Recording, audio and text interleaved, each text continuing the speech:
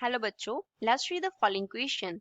The first law of thermodynamics may be expressed in the form dq is equals to du plus dw. इस equation से हम first law of thermodynamics को represent कर सकते हैं where du क्या है is the change in internal energy of the system. dq क्या है? dq is the thermal energy supplied to or extracted from the system. And dw क्या है? dw is the work done on or by the system. हमें क्या करना है? predict the changes in u, q and w in the following processes. जो following process है उनमें मैं u, q and w का change जो है वो predict करना है. Process क्या है? Melting of ice at 0 degree Celsius to give water at 0 degree Celsius. Ice जो है वो 0 डिग्री सेल्सियस में मेल्ट हो रहा है, जो वाटर मिल रहा है वो 0 डिग्री सेल्सियस टेम्परेचर पे है. It may be noted that ice is less dense then water. जो आइस है वो वाटर से क्या है? लेस डेंस है. So first of all, we will talk about the key concept used in the question. इस question में क्या key concept use हो रहा है? So question में first of all जो हमें आइस दिया गया है वो कितने टेम्परेचर पे है? 0 डिग्री सेल्सियस पे दिया गया है. एंड साथ में जो वाटर हमें मेल्ट होके मिल रहा है वो कितना मिल रहा है? फाइनल स्टेट जो है वो भी 0 डिग्री सेल्सियस पे है. तो दोनों क्या है? सेम टेम्परेचर पे हैं.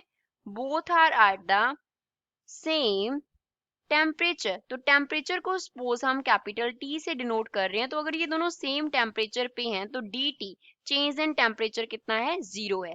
सेकेंड इस केस में हमें क्या बोला गया है? That ice is less dense then water. Ice is less dense then water. That means जो वाटर है वो क्या है? ज्यादा डेंसर है. आइस क्या है? लेस डेंस है.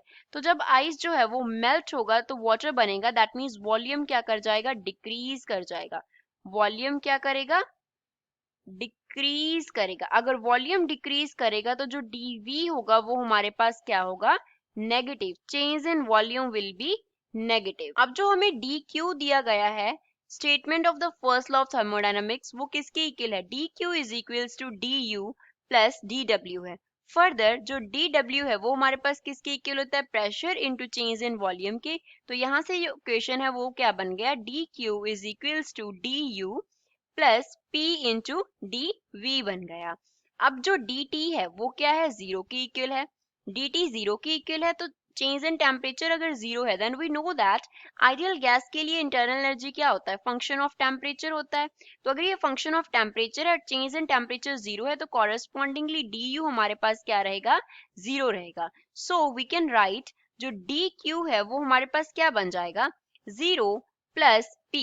अब जो dv फैक्टर है वो क्या है? नेगेटिव है, तो हम यहाँ पे माइनस db सब्स्टिट्यूट करेंगे.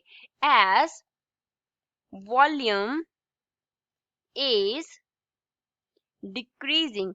तो वॉल्यूम क्या हो रहा है? डिक्रीज हो रहा है. सो जो हमारे पास वॉल्यूम का dv है वो क्या रहेगा? नेगेटिव. तो dq जो है वो किसके इक्वल आ गया? माइनस p dv के इक्वल आ गया. तो क्या चेंजेस हुए? पहली बात तो एनर्जी. एनर्जी में तो कोई चेंज नहीं हुआ. इंटरनल एनर्जी में there is no change in internal energy. Internal energy में कोई चेंज नहीं हुआ. दूसरी बात, जो हीट सप्लाइड है वो नेगेटिव है.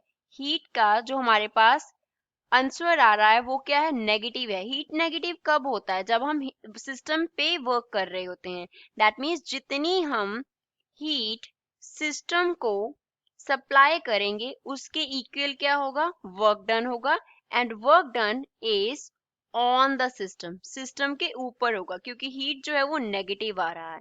सो ये हमारे पास चेंजेस होंगे. So this is final answer for the given question. I hope you understood well. Thanks.